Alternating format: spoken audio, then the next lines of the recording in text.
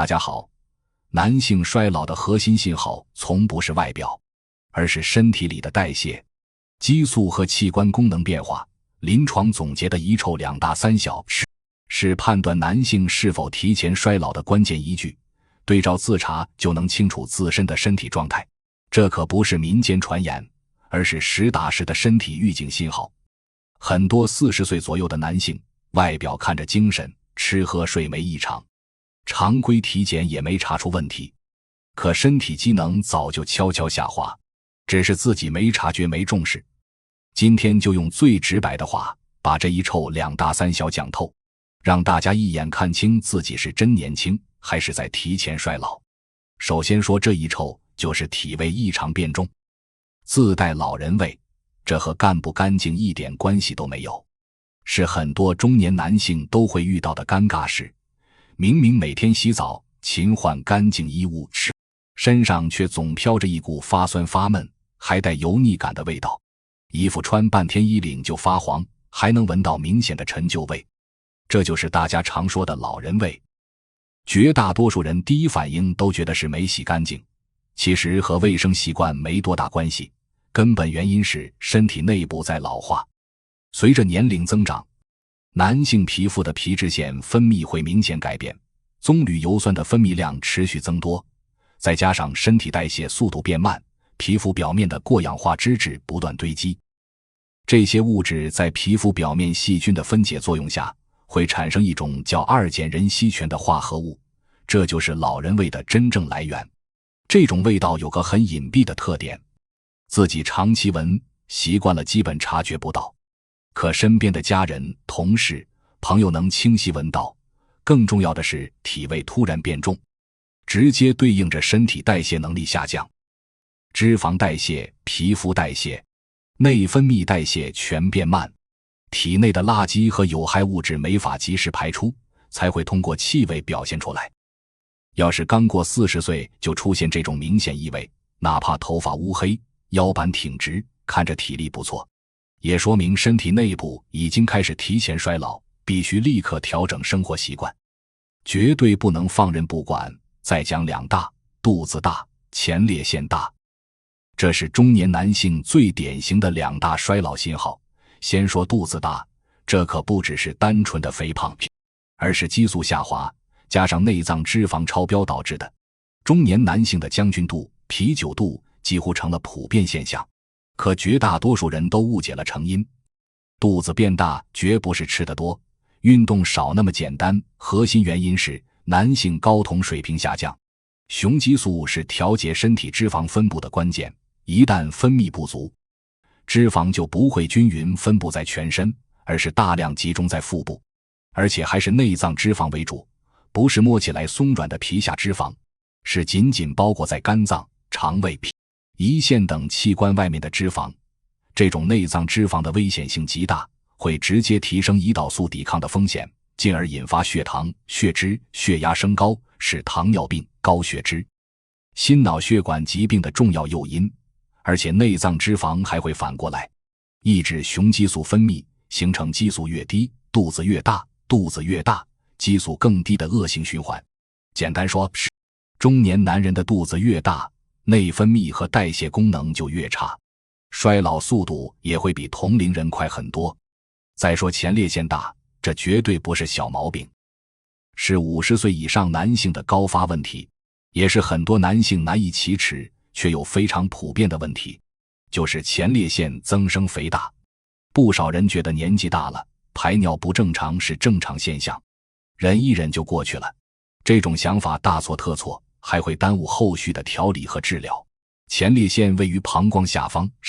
尿道周围，一旦体积增大，就会直接压迫尿道，引发一系列典型症状。夜间起夜次数明显增多，一晚上能起来2到5次，严重破坏睡眠质量。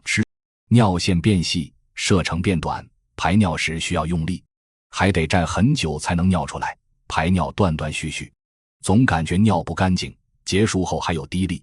特别容易弄湿内裤。临床数据明确显示，50岁以上的男性中超过 50% 都有不同程度的前列腺增生，60岁以上这个比例会升至 70% 左右。80岁以上几乎人人都会出现，很多人一直拖延不重视，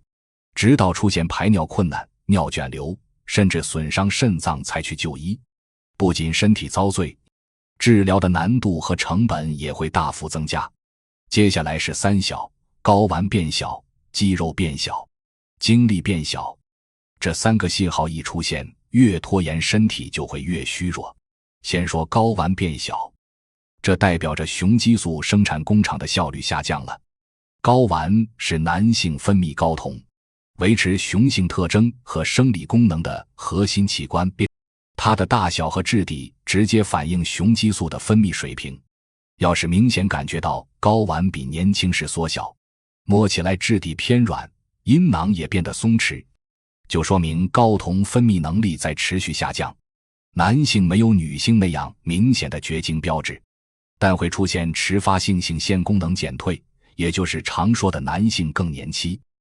主要表现为性欲明显减退，对夫妻生活提不起兴趣，晨勃减少甚至完全消失，情绪低落、烦躁易怒，一点小事就容易发火，注意力不集中，记忆力下降，做什么事都没干劲儿。这些都不是心态问题，而是身体机能老化的直接表现。再说肌肉变小，力气跟着变差，身材松垮，代谢还会直线下降。男性一过40岁，肌肉就会进入自然流失阶段，医学上称为少肌症。正常情况下，40岁之后每年会流失约 1% 的肌肉，如果不刻意锻炼，不补充足够营养，到70岁时，肌肉量可能只剩下年轻时的一半。肌肉流失带来的变化特别直观，力气明显变小，拎点重物，爬几层楼梯就气喘吁吁，浑身乏力，身材彻底松垮，肩膀下垂，腹部突出，臀部塌陷。就算体重没变，整个人也显得老态，关节的负担会加重，腰腿膝盖经常酸痛，活动能力下降，基础代谢变低，吃点东西就长肉，减肥也变得异常困难。肌肉是男性保持年轻状态的本钱，肌肉量越少，人就越虚弱，越容易衰老，也越容易生病。最后说精力变小，就是睡再久也缓不过来，长期处于疲惫状态。这里说的精力变小，不是偶尔熬夜劳累后的短暂疲惫，而是长期持续性的乏力。典型状态就是每天睡够7到8小时，醒来还是浑身发软，不想起床，久坐就腰酸，久站就腿软，工作做事没多久就犯困，注意力完全无法集中。以前能轻松完成的事，现在坚持一会儿就想放弃，明明没干什么活，却整天感觉身体被掏空。这种状态的根源主要是睾酮水平低，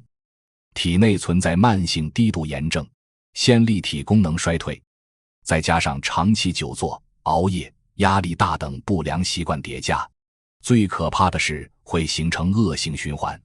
越没精力就越不想动，越不动身体机能就越差，精力也就进一步下降，人就这样一步步陷入提前衰老的泥潭。这里必须提醒大家，别被体检一切正常的结果欺骗。早期的衰老信号，常规体检查不出来，很多男性都有疑惑，自己每年都做体检，各项指标都正常，怎么可能会衰老呢？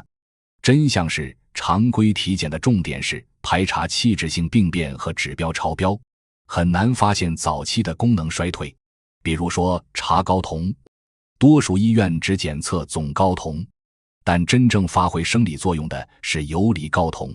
它在总睾酮中占比极小，却更能反映真实的激素水平。查前列腺只靠 B 超看体积远远不够，还要结合排尿症状、尿流率等指标综合判断。很多内脏脂肪堆积、代谢下降的问题，在指标还没超标时，身体就已经发出信号了。化验单上的数字正常，不代表身体状态就正常，自己身体的感受比任何仪器都更早、更真实。